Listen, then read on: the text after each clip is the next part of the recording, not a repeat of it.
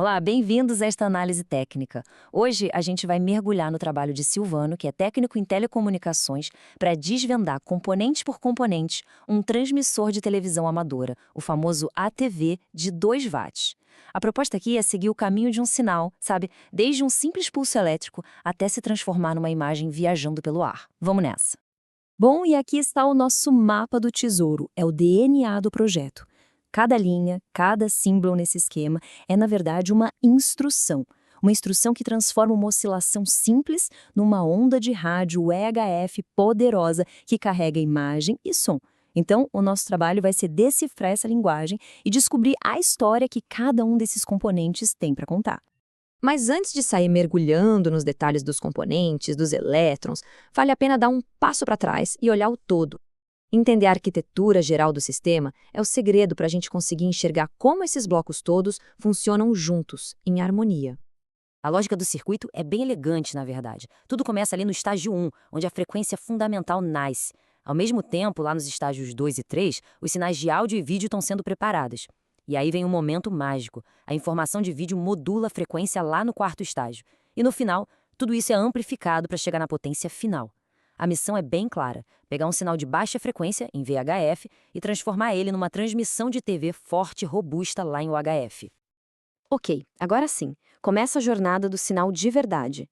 Nossa primeira missão é criar o coração do transmissor, a onda portadora. Vamos ver como funciona essa mágica de pegar uma frequência baixa, bem estável, e ir multiplicando ela passo a passo até a gente chegar no nosso alvo lá na faixa de UHF. E aqui já está a primeira grande sacada de engenharia desse projeto. Tentar fazer um cristal oscilar de forma estável direto em UHF é como tentar afinar um violão no meio de um terremoto. É muito, muito difícil. Por isso a estratégia aqui é genial. Começa baixo e estável. Esse oscilador com o transistor 2N3563, que é super confiável, dá pra gente um ponto de partida perfeito, preciso, ali na casa dos 50, 60 MHz. E aqui a mágica da multiplicação acontece.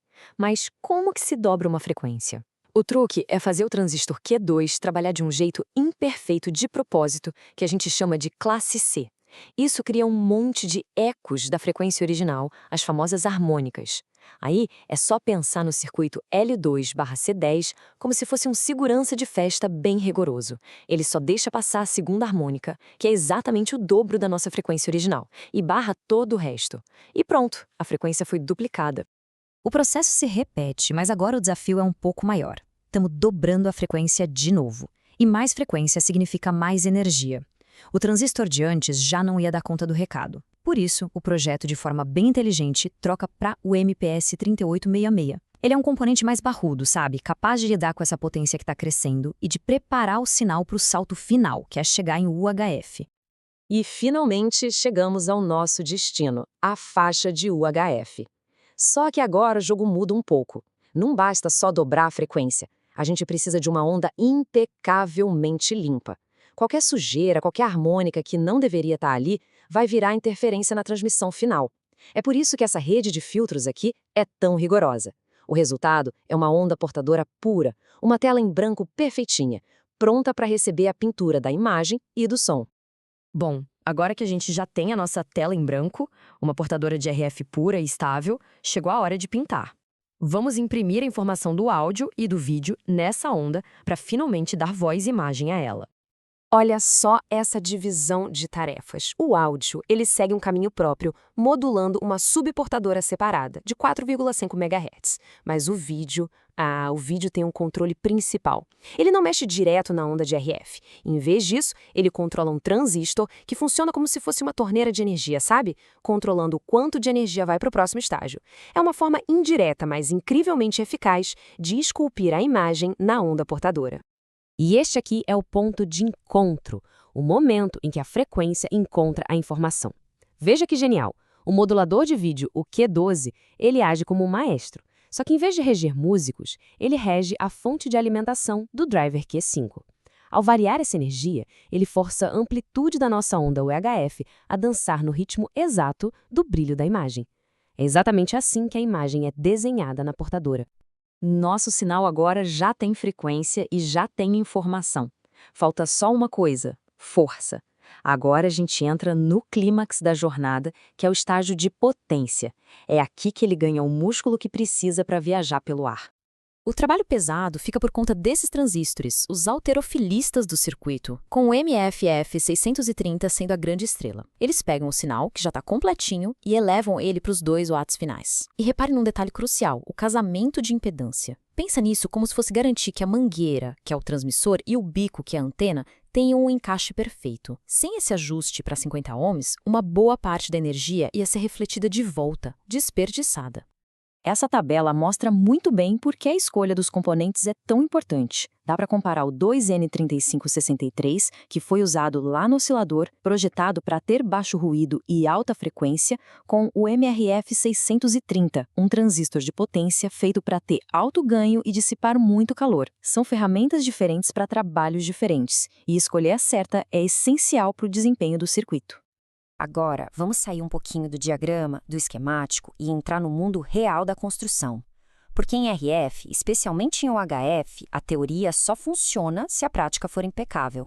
A estabilidade toda começa na fonte de energia. O estágio de potência é faminto por corrente e a demanda dele pode criar flutuações na alimentação do circuito todo. Se essa instabilidade chega no oscilador, ele desafina, causando aquele famoso chirping. Para evitar essa conversa indesejada entre os estágios, um regulador com diodo Zener funciona como um muro, isolando o delicado oscilador e garantindo que a energia dele seja sempre pura e estável. Em UHF, cada milímetro de fio conta. Um terminal mais longo não é mais só um fio, ele vira um indutor parasita, que pode desestabilizar o circuito inteiro. Por isso, a construção correta exige terminais bem curtos, um bom plano de terra e blindagem, para evitar que os sinais se misturem onde não devem. O layout físico é parte do circuito, tanto quanto os componentes. Depois de montado, o circuito é como uma orquestra, com todos os instrumentos, mas que ainda não foi afinada. O processo de tuning é exatamente isso, afinar cada seção. Primeiro, o picking, que é como garantir que cada instrumento esteja na nota certa para máxima ressonância e transferência de energia. Depois, a gente ajusta a linearidade, que é como se fosse ajustar o contraste da imagem, para que os brancos sejam brancos de verdade e os pretos bem profundos, sem distorção. E assim a gente completa a nossa jornada, seguindo o sinal desde o nascimento até a transmissão. Isso tudo nos deixa com uma pergunta para reflexão. Com tantos desafios, a precisão do oscilador, a pureza do sinal em UHF, o layout físico super crítico, a sintonia fina, qual dessas etapas seria mais difícil de executar na prática? Vale a pena pensar nisso porque a resposta diz muito sobre a arte e a ciência por trás de um projeto de RF. Agradeço a companhia de todos nesta análise.